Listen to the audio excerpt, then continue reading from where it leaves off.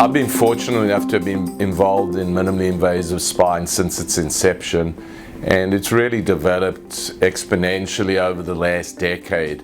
What's happened over the last 10 years is there's been an improvement in the technology and the education. So now we're better able to train residents and fellows.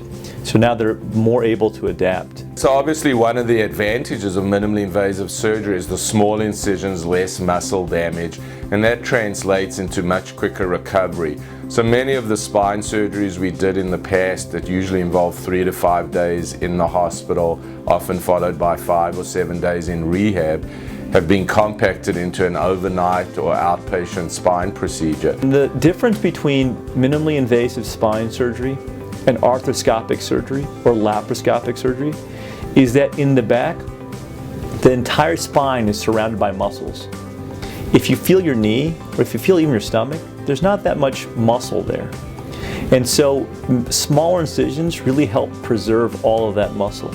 You use your back when you sit, you use your back when you stand, when you lay down, when you do any type of activity, use your back. So if you can preserve that by doing something less destructive in a smaller fashion, it just kind of makes intuitive sense that your recovery will be faster, your return to whatever you enjoy doing will be faster, and your overall pain will be decreased. If need, the patients can often spend a night in a hotel, which we can obviously help facilitate, and really be heading home the next day, and often back to activities, light work within a week of the surgery.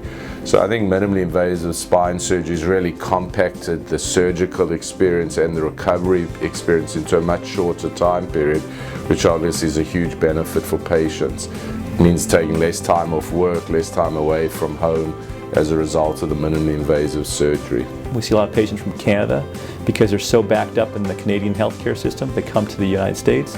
We see people who fly in from Florida who are, snowbirds who come back to Chicago. We see people from all over the country and all over the world. A lot of patients from the Middle East.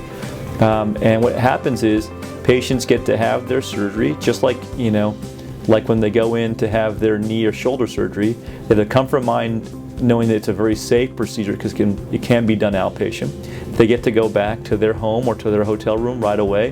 And I think that recovery is not only physical but mental. I think the ability to leave a hospital the same day, I think that alleviates a lot of fears from patients, concerns about infections, concern about all those post-operative things that we take for granted as physicians that patients have to go through. The ability to go to sleep, like in a hospital, you can never fall asleep. All those things improve the overall satisfaction with the surgery and access. I think as a patient, what you really want to look for is surgeons that are reputable, that do well-established procedures rather than a lot of the fringe questionable procedures out there. And they do them well. So you need a surgeon that's experienced in minimally invasive surgery who does this day in, day out. You need a surgeon that's been at the forefront of minimally invasive technology so they can bring these advanced techniques to the operating room, which will provide better care for the patient. Here at Rush, we're the only academic spine surgery program in the country that trains fellows and residents in minimally invasive spine surgery. So by definition, we're training the future leaders in minimally invasive surgery. So 5 years from now, it's going to be around. It's going to be much more prevalent. I think it'll be just like that ACL repair, like that gallbladder. It will be the gold standard. If you look at the average patient, 80 to 90% of patients can have their surgery outpatient and minimally invasive.